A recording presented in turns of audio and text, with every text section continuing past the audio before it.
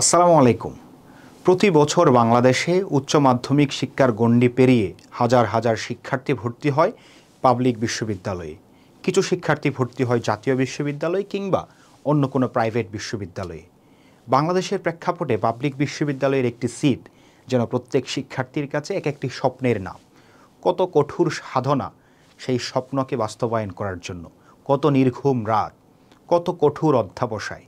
সে অধ্যাবসায়গুলোর গল্পকে যদি একটি উপন্যাসে রূপ দেওয়া যেত, তাহলে অনেকের গল্পের কাছে হার মানত সেই উপন্যাসের বড় বড় নায়ক কিংবা নায়িকারা। কিন্তু কথা হচ্ছে, এত কষ্ট করে যে স্বপ্নের বাস্তবায়ন, সেই স্বপ্নের বিশ্ববিদ্যালয়ে এসে সেই শিক্ষার্থীটি এমন একটি পরিবেশে পায়, যে পরিবেশটা তার কাছে মনে হয় অকুল দরিয়া, যে দরিয়ার বুঝি কোনো কুল নাই রে। কিন্তু প্রশ্ন হচ্ছে, কেন আজকে বিশ্ববিদ্যালয় জীবনটি তাদের কাছে সেই অকুল দরিয়ার মতো মনে হয়? তার কারণ হচ্ছে, বিশ্ববিদ্যালয় জীবনের ঠিক রূপরেখাটি তার সামনে নেই। বিশ্ববিদ্যালয়ে কি করতে হবে, কি করতে হবে না, what are the dos and don'ts, সেই সম্পর্কে তাদের কোনো ধারণাই থাকে না। কিংবা যে বড় ভাই কিংবা বোনের কাছে তারা জিজ্ঞেস করে, সে বড় ভাই কিংবা বোনটি যখন প্রথম বর্ষে ছিল সেরকম কোনো গাইডলাইনই সে পায়নি। যার ফলশ্রুতিতে আমাদের সেই স্বপ্নের সারথীরা, যারা আগামীর বাংলাদেশকে নেতৃত্ব দিবে, তারা হয়ে পড়ছে প্রতিনিয়ত মেধাশূন্য। ঠিক 2018 সালের কথা। তোমাদের মতো আমিও সেই অবুঝ শিশুর মতো বিশ্ববিদ্যালয়ের এই পড়াশোনা করেছি। অ্যাডমিশন টেস্ট দিয়ে ঢাকা বিশ্ববিদ্যালয়ের স্বপ্ন পূরণ করেছিলাম। প্রথম বর্ষে ভর্তি হওয়ার পর আমার কাছে বড় প্রশ্ন ছিল, এই যে 5টি বছর আমি ঢাকা বিশ্ববিদ্যালয়ে অতিবাহিত করব, কিভাবে এই সময়গুলো আমি অতিবাহিত করব, কি কি এখান থেকে অর্জন করতে হবে, কি কি আমার জীবন থেকে বিসর্জন দিতে হবে। এই বিষয় সম্পর্কে আমি প্রতিনিয়ত খুঁজেছি, অনেকগুলো বই পড়ার চেষ্টা করেছি, অনেক ভাই আপুদের কাছ থেকে জিজ্ঞেস করেছি। তাদের কাছে প্রাপ্ত পরামর্শ এবং গত 5 বছরে বিশ্ববিদ্যালয় জীবন থেকে আমার প্রাপ্ত অভিজ্ঞতা থেকে আমি তোমাদের জন্য সাজিয়েছি এই কোর্সটি। এই কোর্সে আমরা দেখব বিশ্ববিদ্যালয় জীবনের রূপরেখা।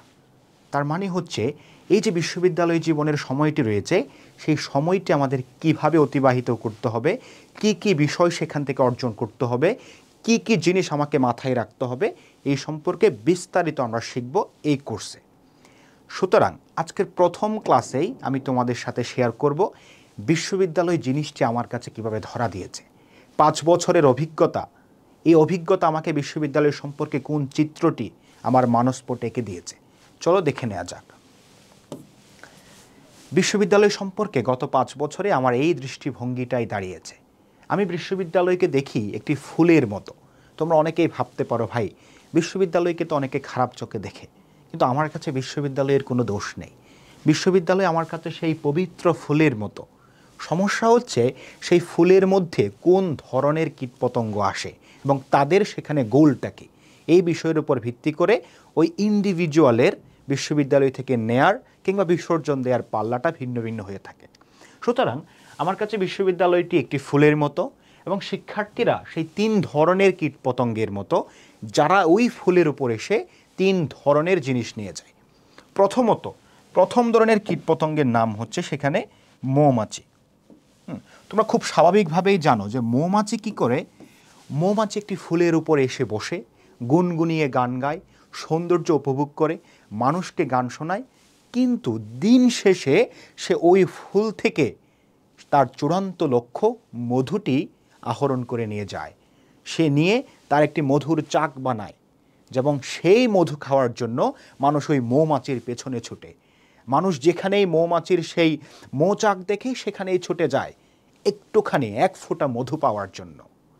বিশ্ববিদ্যালয়ের এক ক্যাটাগরির শিক্ষার্থী রয়েছে যারা সেই মৌমাছির মতো, যে বিশ্ববিদ্যালয়ে এসে সমস্ত কিছু সে দেখার পরে, সমস্ত বিষয় সম্পর্কে সে জানার পরে, সেখানে যে আলটিমেট মধুটি রয়েছে, সেখান থেকে যে চমৎকার স্কিল এবং চমৎকার শিক্ষাগুলো রয়েছে, সেই শিক্ষাগুলো সে অর্জন করে। দিন শেষে গিয়ে ওই শিক্ষার্থীর পেছনে মানুষজন ছুটতে থাকে তার সেই অমূল্য জ্ঞানটুকু আহরণ করার জন্য। ব্যবসা প্রতিষ্ঠানগুলো ওই শিক্ষার্থীর পেছনে ছুটে তাকে ওই ব্যবসা প্রতিষ্ঠানে নিয়োগ দেওয়ার জন্য। আর দ্বিতীয় ধরনের এক ধরনের কীটপতঙ্গ আছে, যাকে আমরা বলি ভোমরা। আপনারা অনেকেই চেনেন ভোমরা, যাকে দেখলেই আমরা পালিয়ে বাঁচার চেষ্টা করি, যার কামড় থেকে নিজেকে হেফাজত করার চেষ্টা করি। যাকে দেখলে প্রত্যেকটা মানুষ তার উপর তেড়ে আসে তাকে মেরে ফেলার জন্য। কেমন সে ভোমরা? সে ভোমরা একটি ফুলের উপর আসে, ফুলের উপর আসার পরে ফুলের যে সৌন্দর্য সেটিকে সে অবলোকন করে এবং এরপরে ফুল থেকে সে মধু না নিয়ে বরং বিষটা টেনে নিয়ে যায়। ফলশ্রুতিতে যেটা হয়, মানুষ তার থেকে বেঁচে ফেরার চেষ্টা করে। এই বিশ্ববিদ্যালয়ে ঠিক সেই বিষের মতো অনেকগুলো খারাপ জিনিস রয়েছে, কিন্তু শিক্ষার্থী হিসেবে তোমাকে নির্ধারণ করতে হবে তুমি কি মৌমাছি হবে, তুমি কি সেই মধুটি আহরণ করবে, নাকি সেই বিষটি আহরণ করে নিজে বিষাক্ত হবে, মানুষকে বিষাক্ত করবে, পুরো সমাজকে একটি বিষাক্ত সমাজে পরিণত করবে। তৃতীয় আরেক ধরনের কীটপতঙ্গ রয়েছে, আমরা যাকে বলি প্রজাপতি। প্রজাপতি শুনলেই আমাদের হৃদয়ের মধ্যে একটি সৌন্দর্যের আবেশে আমাদের আবেগ পুলকিত হয়। কিন্তু বিষয়টি কি জানেন, এই প্রজাপতি দিয়ে সমাজ কোনোভাবে উপকৃত হয় না। প্রজাপতি কি করে, নিজের সৌন্দর্য দেখায়, মানুষের সাথে নিজের ভাব দেখায় এবং ফুলের যে সৌন্দর্য রয়েছে সেই সৌন্দর্যে নিজের সাথে একটু অবগাহন করে, সেই সৌন্দর্যকে ধারণ করে, আলটিমেটলি সে সেখান থেকে বিষও গ্রহণ করে না এবং মধুও গ্রহণ করে না। ফলে সমাজকে দেওয়ার মতো তার কিছুই থাকে না। যতটুকু ভাবসাব সে 5 বছরে সে নিয়েছিল, সেই ভাবসাবের মেয়াদ যখন শেষ হয়ে যায় তখন সমাজকে দেওয়ার মতো আর কিছুই থাকে না, কিংবা সমাজ তার কাছ থেকে কিছু প্রত্যাশাও করে না। সুতরাং তোমরা বিশ্ববিদ্যালয়ে এই 3 ধরনের শিক্ষার্থীর খোঁজ পাবে, কিন্তু বিষয় হচ্ছে সিদ্ধান্ত তোমাকেই নিতে হবে। তুমি কোন শিক্ষার্থীটি হতে চাও? তুমি কি মৌমাছি হতে চাও, তুমি কি ভোমরা হতে চাও, নাকি তুমি প্রজাপতি হতে চাও? আমি বিশ্বাস করি তোমাদের সবারই স্বপ্ন থাকা উচিত তুমি সেই মৌমাছি হবে, যে মৌমাছি নিজে অনেক বেশি উপকৃত হয়, সে মধুটি আহরণ করে এবং সমাজের মধ্যে মধু বিলিয়ে দেয়, সমাজকে একটি সুন্দর সমাজে পরিণত করে। বিশ্ববিদ্যালয় সম্পর্কে আমার দ্বিতীয় দৃষ্টিভঙ্গি সেটি হচ্ছে, অনেকেই তোমাকে বলবে যে ভাই বিশ্ববিদ্যালয় একটি চিল করার জায়গা, first year damn care, second year অমুক, এরকম অনেক কথা তুমি শুনতে পাবে। সব কথার মূলে একটাই, তুমি এত বেশি পড়াশোনার দরকার নেই। কিন্তু আমার এই 5 বছরের অভিজ্ঞতা থেকে যে উপলব্ধিটি সেটি হচ্ছে, এই বিশ্ববিদ্যালয় খুবই একটি লিমিটেড সময়। 5 বছর তোমার কাছে অনেক বেশি মনে হতে পারে, কিন্তু এটি খুবই সংক্ষিপ্ত একটি সময়। চোখের পলকেই তুমি এই 5 বছর হারিয়ে ফেলবে। সুতরাং এই 5 বছরের এই লিমিটেড সময়কে যদি তুমি কাজে লাগাতে চাও, তাহলে তোমার প্রয়োজন একটি সুনির্দিষ্ট পরিকল্পনা, একটি স্মার্ট পরিকল্পনা তোমার গ্রহণ করতে হবে। যদি স্মার্ট পরিকল্পনা তুমি গ্রহণ করতে না পারো, তাহলে তোমার এই লিমিটেড সময়টি খুব ভালো যাবে না। এই সময়টি পার করার পরে তোমার অনুভূতিটি হবে একেবারেই শূন্য।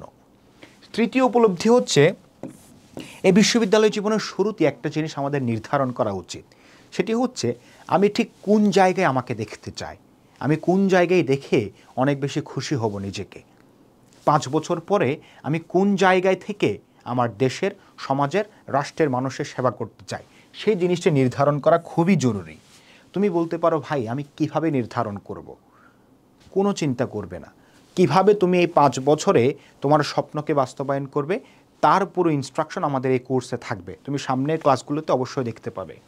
সর্বশেষ যেটা এবং সবচেয়ে গুরুত্বপূর্ণ সেটি হচ্ছে, পাছে লুকে কিছু বলে। আমাদের একটা কবিতার লাইন খুব মনে আছে, করিতে পারি না কোনো কাজ, সদা ভয় সদা লাজ, সংশয় সংকল্প সদা টলে, পাছে লুকে কিছু বলে।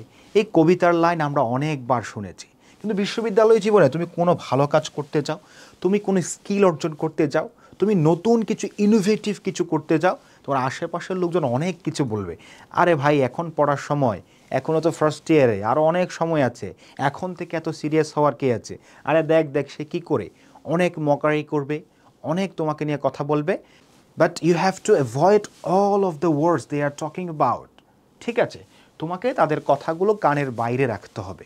সুতরাং কবিতার লাইনগুলোকে তোমাকে একটু রিভাইজ করতে হবে। তুমি আর বলবে না করিতে পারি না কোনো কাজ, তুমি বলবে করিতে পারি যে কোনো কাজ, নাহি ভয় নাহি লাজ, সংশয় সংকল্প নাহি টলে, পাছে লোকে যে যাই বলে। সুতরাং আমার বিশ্ববিদ্যালয় লাইফের এই যে 4টি অভিজ্ঞতা কিংবা এই 4টি দৃষ্টিভঙ্গি, এই দৃষ্টিভঙ্গিগুলো আমি বিশ্বাস করি তোমাদের প্রত্যেকের জীবনে, প্রত্যেকের বিশ্ববিদ্যালয় জীবনে অনেক বেশি হেল্প করে। সুতরাং তুমি মৌমাছি হওয়ার চেষ্টা করো, তোমার এই সুনির্দিষ্ট সময়কে স্মার্ট পরিকল্পনার আলোকে সাজানোর চেষ্টা করো, তুমি নিজেকে কোথায় দেখতে চাও সেটা নির্ধারণ করো, এবং পাছে লোকে যে যাই বলে জাস্ট অ্যাভয়েড দেম। সো পরের ক্লাসগুলোতে আমরা ধারাবাহিকভাবে বিশ্ববিদ্যালয়ের যে first year, second year, third year, fourth year, এই ইয়ারগুলোতে কী কী করা লাগবে অথবা কী কী করা উচিত সেই বিষয়গুলো নিয়ে কথা বলবো। আজকের ক্লাস এই পর্যন্তই। সবাইকে অসংখ্য ধন্যবাদ। আল্লাহ হাফেজ।